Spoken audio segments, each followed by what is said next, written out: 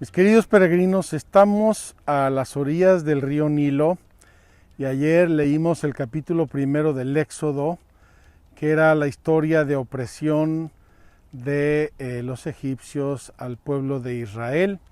Me encanta ver aquí estos ladrillos antiguos de barro porque era una de las cosas que los egipcios ordenaron a los israelitas hacer, tabiques de barro, y lo hacían con barro y palmas, una especie de hierba que aquí tenemos abundante y existe, claro, solamente a las orillas del Nilo, porque es una hierba fibrosa y larga. Con el barro se compactaba muy bien y tenía dos componentes importantes: solidificaba el barro y también lo aligeraba por la hierba que estaba dentro.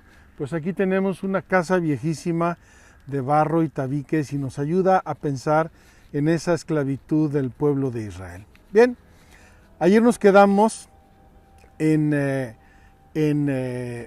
la opresión de los egipcios en el pueblo y finalmente la determinación del faraón de que todos los niños egipcios fueran tirados al río Nilo. Estamos al lado del río Nilo y vamos a bajar a dejar una cesta en el Nilo como hizo la madre de Moisés, pero vamos leyendo el texto poco a poco. Hoy vamos a hablar de 4 momentos, 4 actos. El primero es el nacimiento de Moisés y su rescate de las aguas del Nilo por la hija del faraón. El segundo es la huida de Moisés a la tierra de Madián. El tercero, maravilloso, me fascina, me entusiasma, es la zarza ardiente, la revelación de Dios a Moisés y su vocación. Y el cuarto es el bastón de Moisés, que es importantísimo, como vamos a ver. Vamos pues a prepararnos, a disponernos y vamos a hacer estos 4 actos. Sé que voy buscando una salida, que mi alma puede estar perdida si me separo de tu guía y dirección.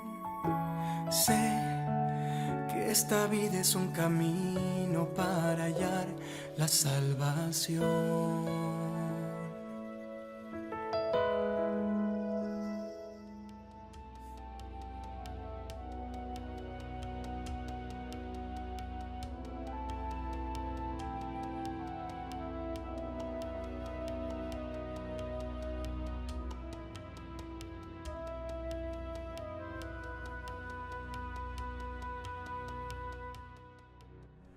Capítulo 2 del libro del Éxodo, nacimiento y juventud de Moisés. Un hombre de la casa de Leví fue a tomar por mujer una hija de Leví. Concibió la mujer y dio a luz un hijo, y viendo que era hermoso, lo tuvo escondido durante 3 meses. Pero no pudiendo ocultarlo ya por más tiempo, tomó una cestilla de papiro, lo calafateó con betún y pez, metió en ella al niño y la puso entre los juncos a la orilla del río. La hermana del niño se apostó a lo lejos para ver lo que pasaba. Vamos a bajar al río Nilo y vamos a depositar allí una cesta.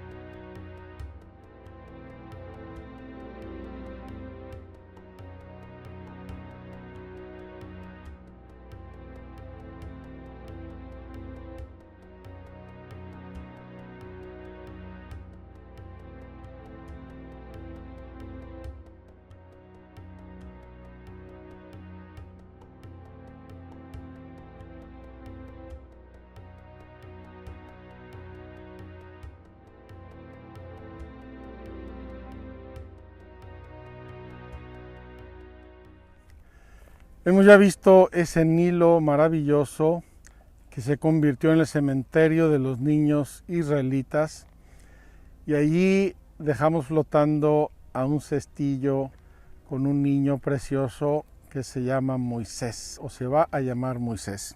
Sigue nuestra narración. Bajó la hija de Faraón a bañarse en el río, y mientras sus doncellas se paseaban por la orilla del río, divisó la cestilla entre los juncos, y envió una criada suya para que la recogiera. Al abrirla, vio que era un niño que lloraba. Se compadeció de él y exclamó: es uno de los niños hebreos.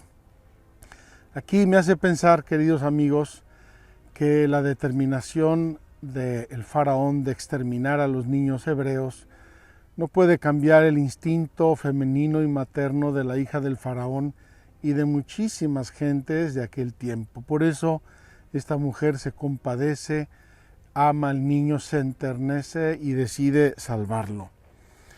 Entonces dijo la hermana a la hija del faraón: ¿quieres que yo vaya y llame una nodriza de entre las hebreas para que te críe este niño?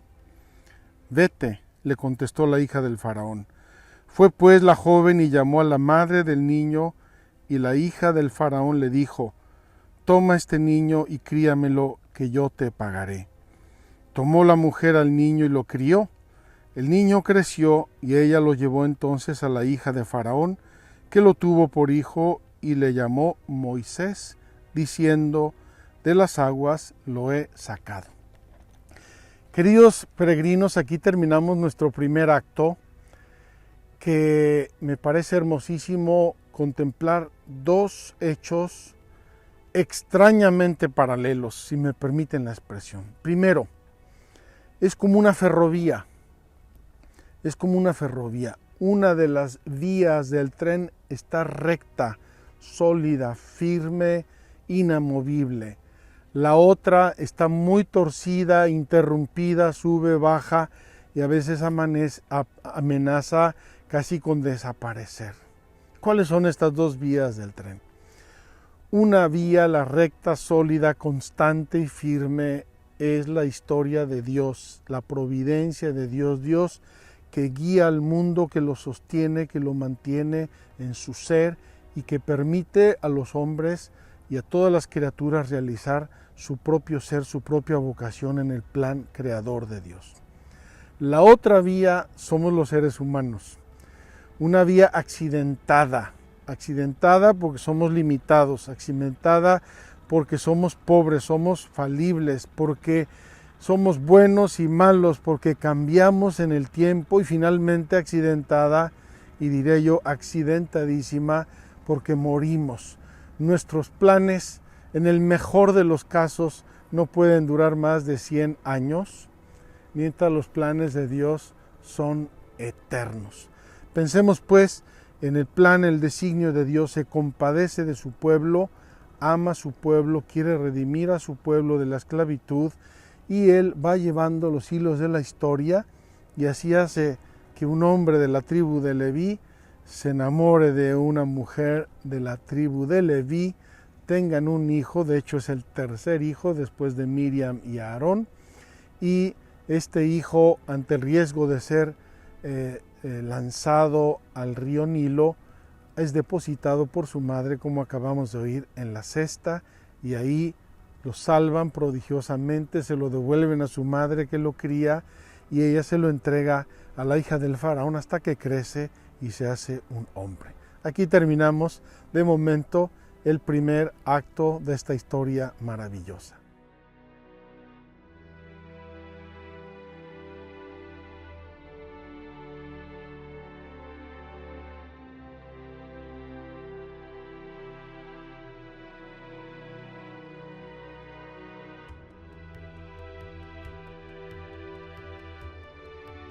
Vamos a nuestro segundo acto, que tiene un poco también, como ya les dije, de estas dos vías extrañas del tren que se siguen una a la otra, la providencia amorosa de Dios y la naturaleza humana y la historia de la humanidad. Dice así el capítulo 2 del Éxodo, versículos 11 y siguientes.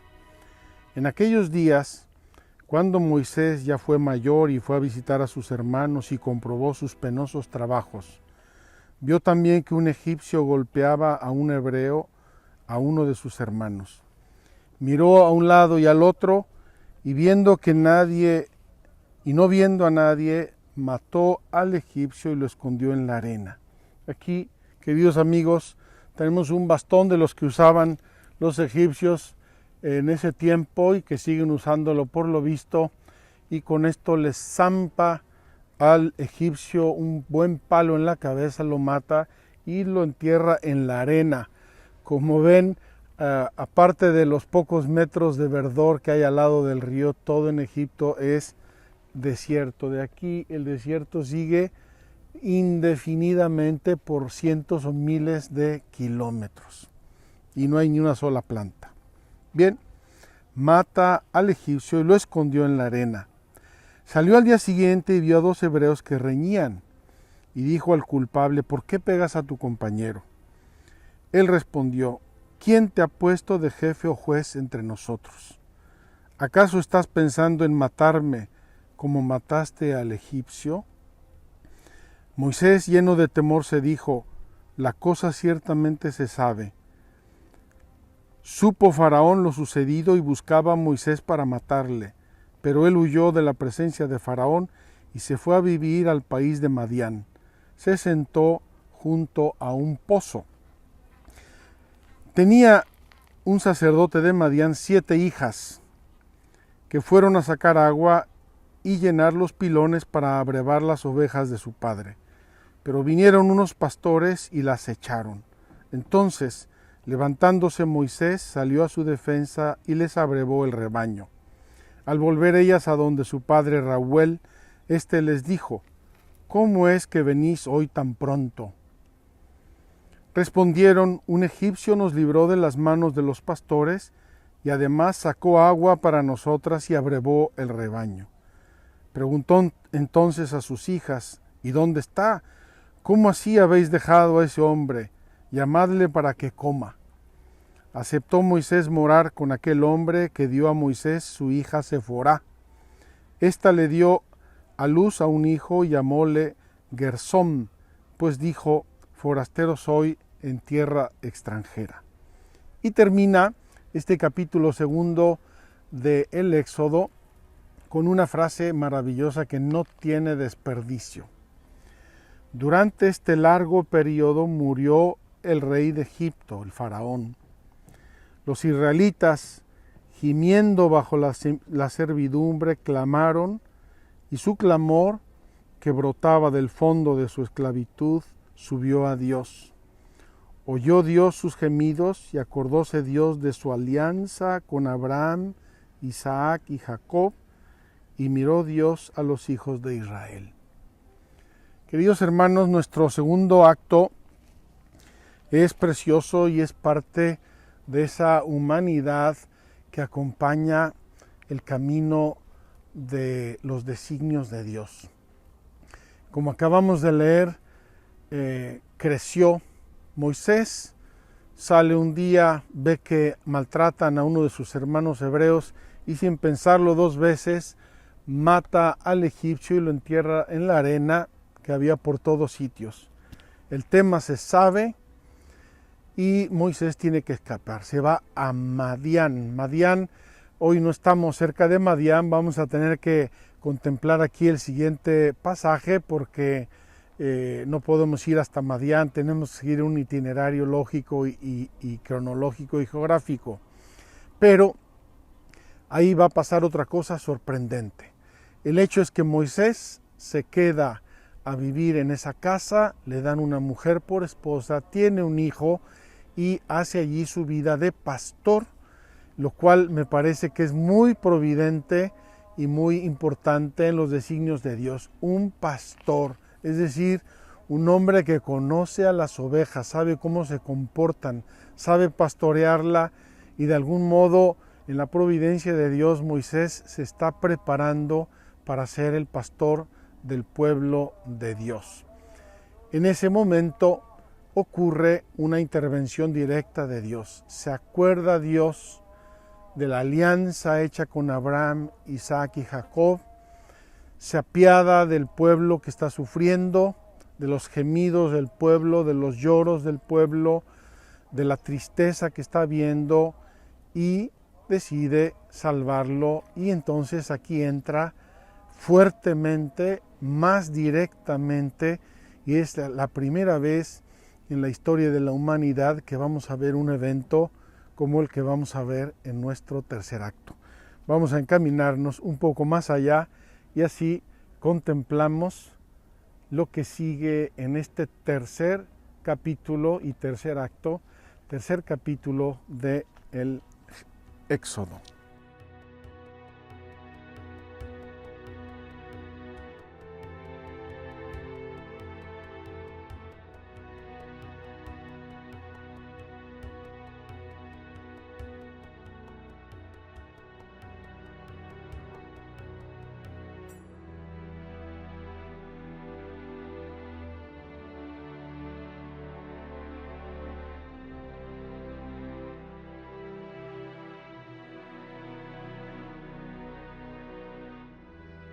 Mis queridos hermanos, llegamos con este tercer acto ahora a uno de los capítulos más bellos, impresionantes, importantes de la sagrada revelación, de la revelación de Dios a los seres humanos, y es el capítulo tercero del libro del Éxodo. Vamos a leerlo, vamos a imaginarlo, vamos a tratar de revivirlo, a ver cómo podemos sentir esta teofanía, esta manifestación de Dios que es verdaderamente sobrecogedora. Moisés era pastor del rebaño de Jetro, su suegro, sacerdote de Madián. Una vez llevó las ovejas más allá del desierto y llegó hasta el Horeb, la montaña de Dios. El ángel de Yahvé se le apareció en forma de llama de fuego en medio de una zarza. Queridos amigos, estamos en el desierto y solamente se ven piedras y arena y nada más. Y aquí hemos encontrado una pequeña mata, un grupo de matas que nos pueden hacer pensar en la zarza ardiente. A veces nos cuesta imaginar estos pasajes porque no estamos acostumbrados a este tipo de ambientes. Pero les aseguro que andando Moisés con el rebaño, de repente ve en medio del desierto una zarza ardiente. Hay silencio total a su alrededor, no hay nadie, él sabe que no hay nadie, él no la encendió, y obviamente eso llama poderosamente su atención, y se acerca a Moisés lleno de curiosidad, se acerca y escucha la voz del ángel de Yahvé. Moisés, Moisés. Él respondió, heme aquí. Le dijo, no te acerques aquí, quita las sandalias de tus pies, porque el lugar en que estás es tierra sagrada. Queridos hermanos, voy a entregarle a James este material para quitarme las sandalias de los pies y recordar ese hecho maravilloso.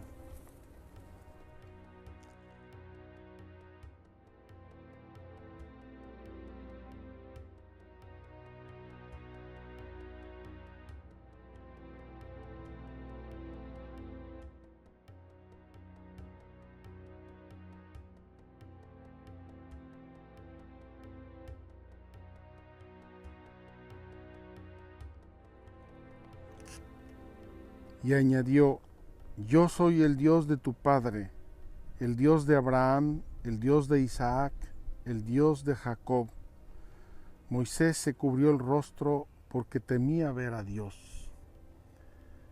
Queridos hermanos, queridos peregrinos, qué momento de la historia de la salvación Dios se aparece a Moisés y le declara que la tierra que está pisando es tierra sagrada, tierra santa. Es la primera vez que aparece en la Sagrada Escritura este concepto tierra santa como una tierra, un lugar donde Dios se hace presente, donde Dios irrumpe en la historia para acompañar al género humano, a su pueblo, y en este caso a su amigo Moisés.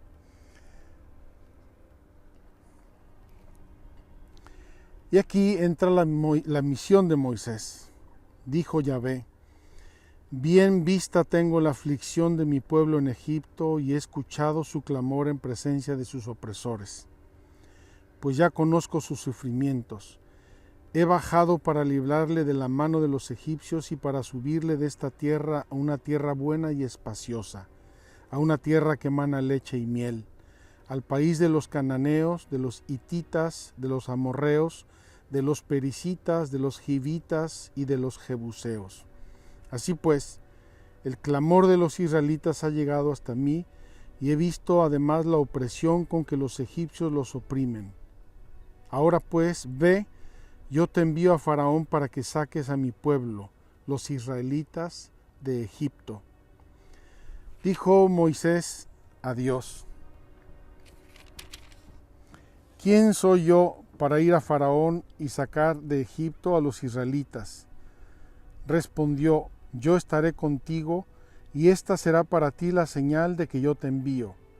Cuando hayas sacado al pueblo de Egipto, daréis culto a Dios en este monte. Este monte Horeb se identifica con el monte Sinaí, a donde vamos a ir próximamente. Y, queridos hermanos, puedo imaginar la conmoción de Moisés. Un hombre sencillo, un hombre simple, un hombre temeroso de Dios, que vive en el extranjero, que tiene su familia, que es un simple pastor, y al cual se le aparece Dios en una teofanía, en una zarza ardiente. Qué símbolo tan profundo y tan bello para toda la humanidad, toda la historia de las religiones, de las civilizaciones, esta zarza ardiente que arde sin consumirse, y ahora la vocación, la llamada de Moisés. El pobre de Moisés se queda horrorizado, se queda sorprendido y intenta defenderse, intenta evadir esta misión tan grande que Dios nuestro Señor le estaba dando, entre otras cosas, porque, como sabemos, Moisés salió fugitivo de Egipto porque el faraón intentaba matarlo. Y aquí viene, queridos hermanos, la revelación del nombre de Dios. Contestó Moisés a Dios: si voy a los israelitas y les digo, el Dios de vuestros padres me ha enviado a vosotros, cuando me pregunten cuál es su nombre, ¿qué les responderé? Y, queridos amigos, esto es muy fácilmente de entender, porque ya vimos que el país de Egipto tenía muchos dioses: el dios de la tierra, el dios de los astros, el dios del agua, el dios de la fecundidad, el dios sol, el dios de todo tipo de dioses había en el país de Egipto. Y aunque el pueblo de Israel adoraba al Dios de Abraham, Isaac y Jacob, como hemos visto, se presenta un buen día Moisés, probablemente ya ni lo conocían sus congéneres, y le dice: oye, que dice Dios que nos vamos de aquí, pero espérate, ¿qué Dios es este? ¿Quién lo manda? ¿Con qué autoridad? Muéstranos qué está pasando. Dijo Dios a Moisés: yo soy el que soy. Yo soy el que soy. Yahvé o Yahweh significa yo soy el que soy.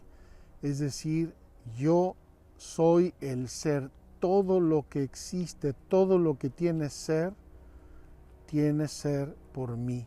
Yo se lo doy, yo se lo comparto, yo se lo he regalado.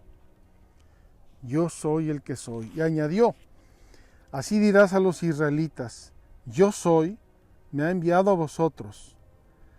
Siguió Dios diciendo a Moisés: así dirás a los israelitas, Yahvé, el Dios de vuestros padres, el Dios de Abraham, el Dios de Isaac y el Dios de Jacob, me ha enviado a vosotros. Este es mi nombre para siempre, por él seré invocado de generación en generación.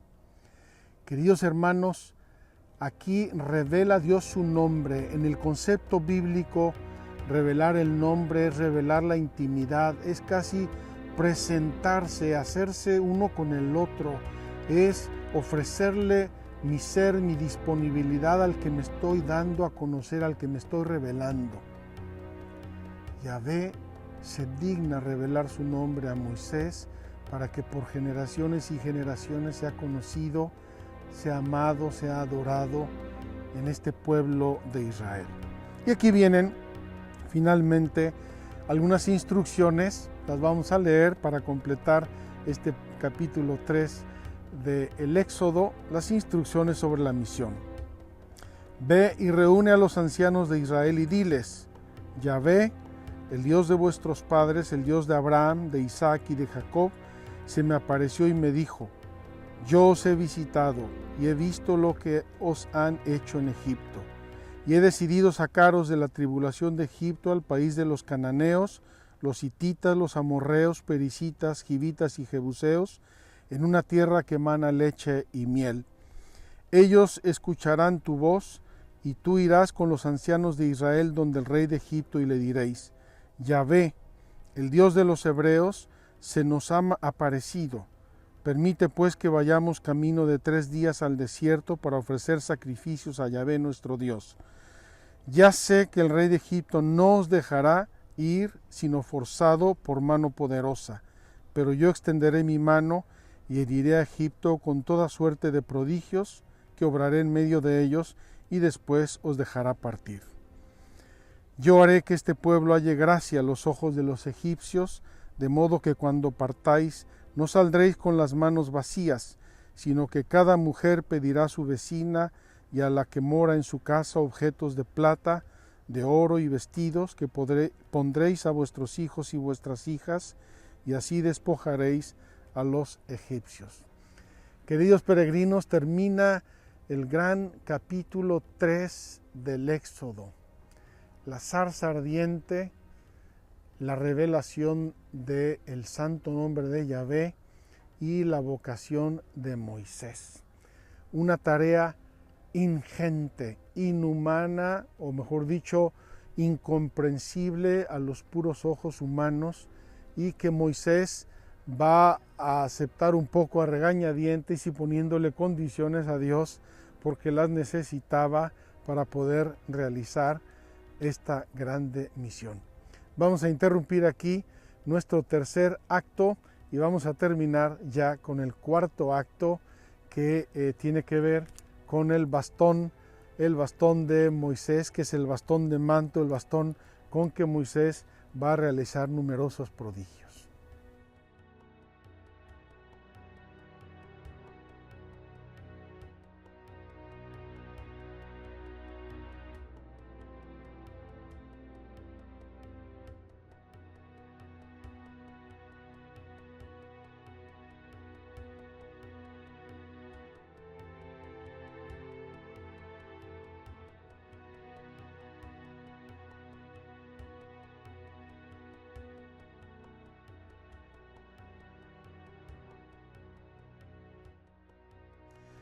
Mis queridos peregrinos, el cuarto acto tiene que ver con unos prodigios importantes que Dios le concedió hacer a Moisés para ayudarle en su fe. El tamaño de la encomienda que Dios le había dado era inmenso, era infinito. Va a ser una encomienda que va a revolucionar a todo el género humano, y por lo tanto Dios, en su bondad, en su misericordia, quiso darle a Moisés unos signos de credibilidad, y por eso le concede hacer 2 prodigios. Lo vamos a leer al inicio del capítulo 4 del Génesis. Respondió Moisés y dijo: no van a creerme ni escucharán mi voz, pues dirán: no se te ha parecido Yahvé. Díjole Yahvé: ¿qué tienes en tu mano? Un cayado, respondió él. Yahvé le dijo: échalo a tierra. Lo echó a tierra y se convirtió en serpiente, y Moisés huyó de ella. Dijo Yahvé a Moisés: extiende tu mano y agárrala por la cola. Extendió la mano, la agarró y volvió a ser cayado en su mano. Para que crean que se te ha parecido Yahvé, el Dios de tus padres, el Dios de Abraham, el Dios de Isaac y el Dios de Jacob.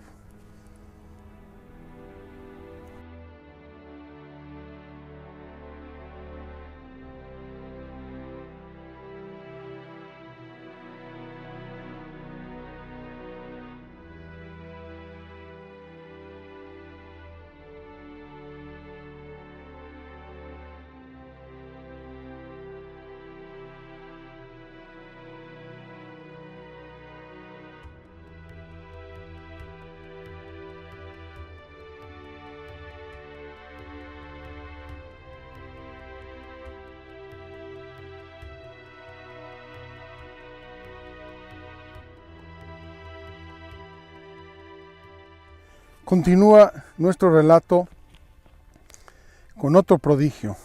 Añadió Yahvé: mete tu mano en el pecho.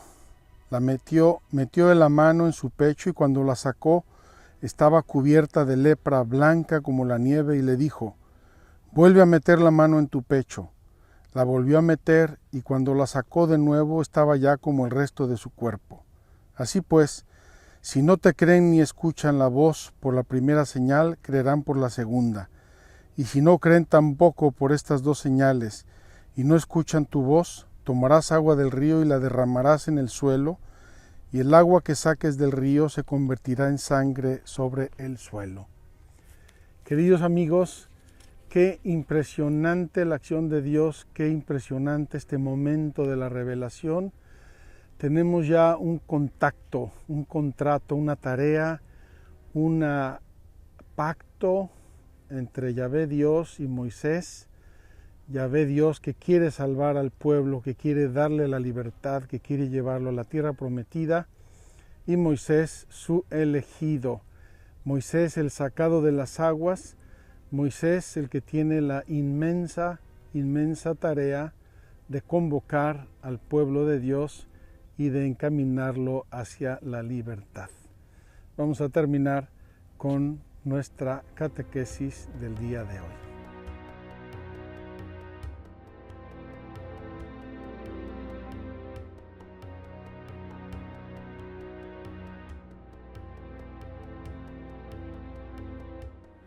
Mis queridos peregrinos, estábamos muertos de asoleamiento debajo del sol y de calor, y hemos encontrado un arbolito aquí en medio de la nada que nos regala un poco de sombra para terminar nuestra catequesis del día de hoy. Y ahora sí, después de la introducción general que hicimos ayer, vamos a los números 1699 y siguientes.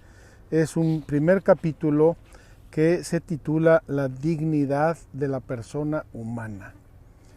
Cuando hablamos de la vida moral, cuando hablamos del ser en Cristo, cuando hablamos de encaminarnos desde el día de nuestra concepción hasta el cielo, hasta la eternidad, estamos considerando nuestra dignidad eterna, nuestra dignidad absolutamente inalienable de seres humanos, y eso el catecismo lo expresa de un modo sencillo y muy rico. Vamos a leer brevemente este número 1700. 1700 es como un grande resumen de lo que significa la dignidad humana. Dice así: la dignidad de la persona humana está enraizada en su creación a imagen y semejanza de Dios. Dios nuestro Señor, en su misericordia infinita, nos creó a su imagen y semejanza, nos lo dice la Biblia. Se realiza en su vocación a la bienaventuranza divina. Nosotros fuimos creados para la bienaventuranza, para la dicha, para la felicidad divina. Es decir, ninguna felicidad terrena y humana puede compararse con la felicidad, la gloria y la realización a la que Dios nos llama en Él y por Él. Corresponde al ser humano llegar libremente a esta realización. Ya lo dijimos con San Agustín y lo vamos a seguir repitiendo. Dios que te creó sin ti, no te salvará sin ti. Tú tienes que quererlo, tú tienes que colaborar, tú tienes que poner tu parte. por sus actos deliberados, deliberados significa con plena conciencia y con plena deliberación, libres, voluntarios, la persona humana se conforma o no se conforma al bien prometido por Dios y atestiguado por la conciencia moral. Dios nos lo revela, pero también nuestra conciencia humana nos indica que estamos llamados a una felicidad, a una realización. Y eso significa que tenemos que realizarlo a través de los actos deliberados. Acto deliberado es un acto personal, consciente, razonado, mío. Los seres humanos se identifican a sí mismos y crecen desde el interior. Hacen de toda su vida sensible y espiritual un material de su crecimiento. Fíjense qué precioso. Es la vida en el espíritu, es la vida dentro de nosotros. Es esa fuente insaciable que tenemos dentro que nos lleva a la verdad, al bien, a la santidad, al amor de Dios, a la realización profunda de nosotros mismos. Con la ayuda de la gracia, crecen en la virtud, evitan el pecado y si lo han cometido recurren como el Hijo pródigo a la misericordia de nuestro Padre del cielo y así acceden a la perfección de la caridad. La perfección de la caridad en este mundo es la santidad perfecta, la santidad que Dios hace en nuestras almas, y en la eternidad es vivir contemplando a Dios, vivir en el amor, fundirnos con Dios que es amor. Este es el itinerario que vamos a ir viendo de lo que es la vocación del hombre, que el catecismo llama también la vida en el espíritu. Quiero aquí recordar que San Pablo, con mucho realismo, nos habla de la vida del espíritu y la vida de la carne, las obras del espíritu, las obras de la carne. Es esa lucha interior que nosotros tenemos por nuestra naturaleza humana y por el pecado original, y esa lucha es nuestra tarea, esa lucha es nuestra vida, esa lucha es la conquista de nosotros mismos, para nosotros mismos y de nosotros mismos para Dios y para el prójimo. Así pues, el artículo 1 nos recuerda que el hombre es imagen de Dios. Vamos a ver un poco más ampliamente, dentro de la brevedad que nos permite el catecismo, qué significa que el hombre ha sido hecho imagen de Dios. Cristo, dice el catecismo, en la misma revelación del misterio del Padre y de su amor, manifiesta plenamente el hombre al propio hombre y le descubre la grandeza de su vocación. En Cristo, imagen del Dios invisible, el hombre ha sido creado a imagen y semejanza del Creador. En Cristo, Redentor y Salvador, la imagen divina alterada en el hombre por el pecado original, ha sido restaurada en su belleza original y ennoblecida con la gracia de Dios. Nos recuerda el catecismo como grande puerta de entrada que somos hijos de Dios, que estamos llamados a una dignidad, a una meta, a una santidad, y que Dios no es ajeno a este proyecto, ni como creador, ni como redentor, ni como santificador.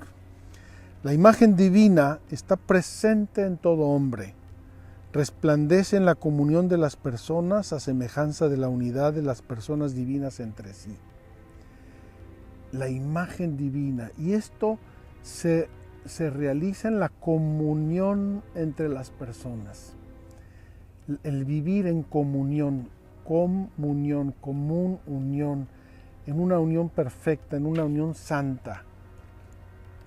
Dotada de un alma espiritual e inmortal, y aquí, queridos hermanos, tenemos que recordar la naturaleza humana, que es un espíritu encarnado, un alma espiritual, un espíritu que anima nuestro cuerpo, que le da vida, que lo mantiene en su unidad mientras está en el cuerpo. El día que morimos se deshace el cuerpo. Espiritual e inmortal, desde el día de nuestra concepción, cuando Dios nos regala el don de nuestro ser a través de nuestros padres, somos inmortales, es decir, No vamos a morir jamás y nuestra muerte temporal es solo el acceso a la vida eterna, la eternidad de Dios. Dotada de un alma espiritual e inmortal, la persona humana es la única criatura en la tierra a la que Dios ha amado por sí misma. Desde su concepción está destinada a la bienaventuranza eterna.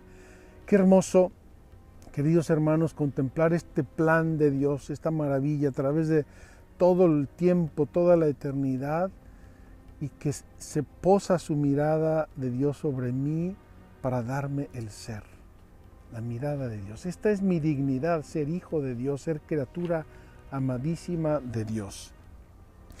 La persona humana participa de la luz y la fuerza del Espíritu Divino. Por la razón es capaz de comprender el orden de las cosas establecido por el Creador. Por su voluntad es capaz de dirigirse por sí misma a su bien verdadero, encuentra su perfección en la búsqueda y el amor de la verdad y del bien. Ese camino, esa tendencia que Dios puso en nuestro corazón a la verdad y al bien. Y ese caminar es nuestra realización, es nuestra tarea. En virtud de su alma y de sus potencias espirituales de entendimiento y voluntad, el hombre está dotado de libertad, signo eminente de la imagen divina. El hombre es el único ser, el ser humano es el único ser racional, tiene inteligencia y voluntad. Esto es lo específico del ser humano y por esto tenemos libertad. Podemos escoger, podemos decidir, podemos equivocarnos. Mediante su razón, su inteligencia, el hombre conoce la voz de Dios que le impulsa a hacer el bien y evitar el mal. Este es el grande principio de la moralidad que Dios inscribió en nuestro ser. Haz el bien, evita el mal. Haz el bien, evita el mal. Y eso lo conoce el ser humano por la simple razón. Por la simple razón. Todo hombre debe seguir esta ley que resuena en la conciencia y que se realiza en el amor de Dios y del prójimo. El ejercicio de la vida moral proclama la dignidad de la persona humana. Esta capacidad del ser humano de elegir el bien y rechazar el mal proclama su dignidad, la muestra, la manifiesta. El hombre persuadido por el maligno abusó de su libertad desde el comienzo de la historia, sucumbió a la tentación y cometió el mal. Conserva el deseo de bien, pero su naturaleza lleva la herida del pecado original. Ha quedado inclinado al mal y sujeto al error. Esta es la herida terrible del pecado original que se llama concupiscencia, tendencia a elegir el mal pensando que elegimos un bien. Cristo por su pasión nos libra de Satanás y del pecado, nos mereció la vida nueva en el Espíritu, su gracia restaura en nosotros lo que el pecado había deteriorado. Y termina el catecismo, este brevísimo capítulo primero. El que cree en Cristo es hecho hijo de Dios. Esta adopción filial lo transforma desde la posibilidad de seguir el ejemplo de Cristo. Lo hace capaz de obrar rectamente y de practicar el bien. En la unión con su Salvador, el discípulo alcanza la perfección de la caridad, la santidad. La vida moral, madurada en la gracia, culmina en la vida eterna, en la gloria del cielo. Queridos hermanos, tenemos hoy esta grande revelación de Dios. Yo soy el que soy y vine, te mando a salir de la esclavitud, del pecado, de la tiniebla, del aborrecimiento, de la ignominia, de la arbitrariedad, y te llevo a una tierra de libertad. Te voy a mostrar en este éxodo ese camino de libertad que finalmente culmina y se realiza en Cristo, en los méritos de Cristo y en el ejemplo de Cristo. Si somos buenos discípulos de Jesús y recibimos su gracia en los sacramentos, nos encaminamos irremisiblemente hacia el cielo, y esa es nuestra grande esperanza y esa es nuestra grande tarea. Nos vemos mañana y seguiremos con la presencia de Moisés y Aarón ante el faraón, la resistencia del faraón y la salida de Israel de la esclavitud de Egipto. Que Dios los bendiga y nos vemos hasta mañana. Vamos a dejar este desierto insoportable. Gracias.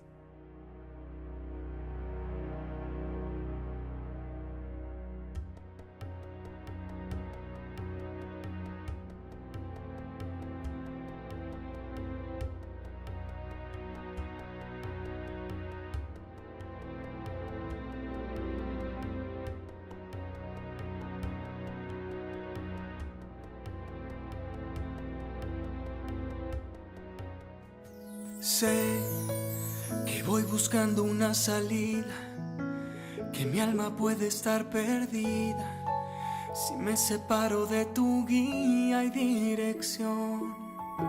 Sé que esta vida es un camino para hallar la salvación.